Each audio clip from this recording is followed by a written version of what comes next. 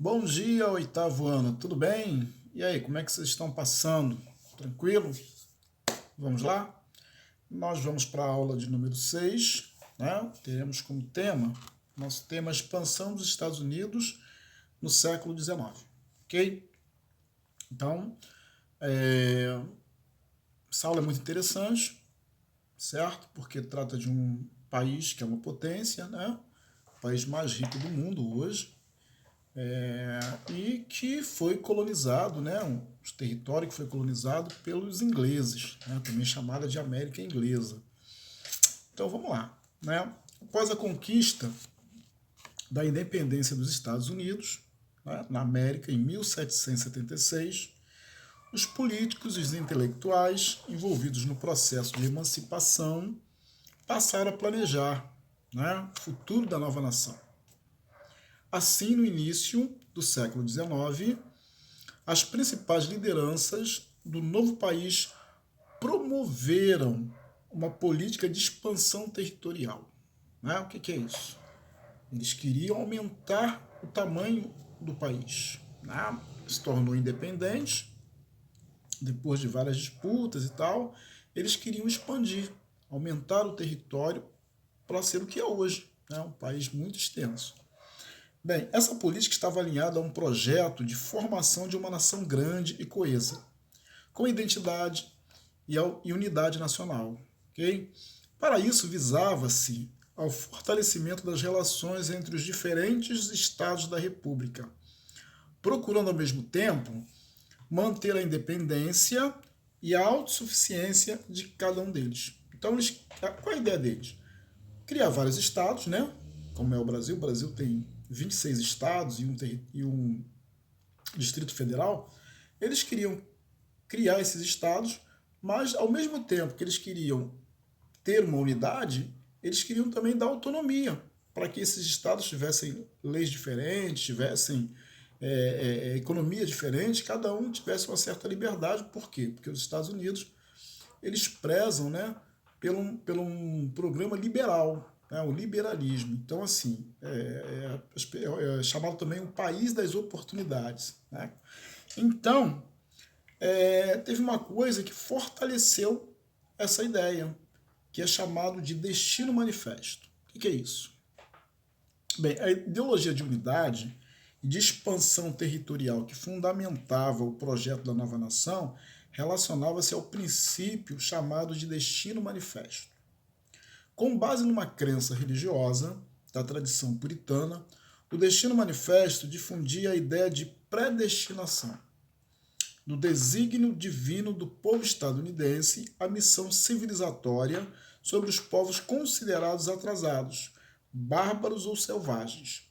Bem, essa ideologia foi utilizada como justificativa para o avanço sobre os territórios ocupados pelos povos nativos no oeste do país.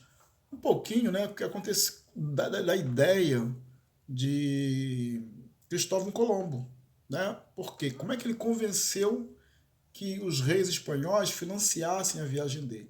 Ele disse que as pessoas aqui eram atrasadas, iam morrer sem Deus, iam morrer pagãs e precisavam da salvação.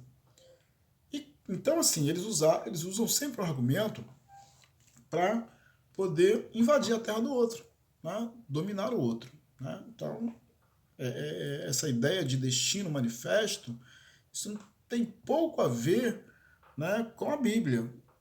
É um pouco mais da cabeça dos políticos, dos intelectuais, para poder fazer um processo de dominação.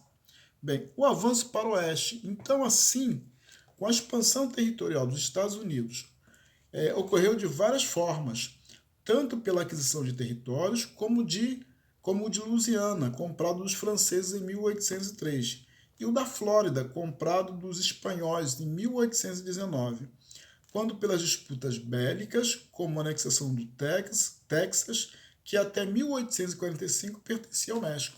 Então, eles, de várias formas, eles tentaram, né, conseguiram aumentar o território.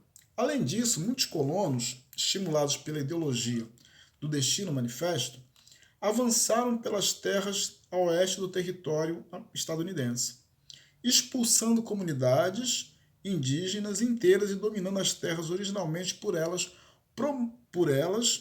ocupadas, né? A chamada Marcha para o Oeste ganhou ainda maior força com a promulgação da Lei de Remoção dos Índios. Olha que absurdo, né? Eles fizeram uma lei para remover as comunidades indígenas e dominar a terra deles. Tá? Essa lei de remoção dos índios, de 1830, que estabelecia o deslocamento das comunidades indígenas de suas terras para a região de Oklahoma, onde deveriam se assentar em uma reserva determinada pelo Estado. Okay?